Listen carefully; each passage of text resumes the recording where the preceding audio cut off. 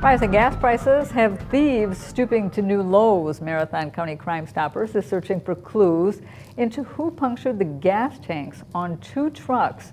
Both were parked on County Road M in the town of Reef Rock, and their gas tanks, as you can see, were punctured.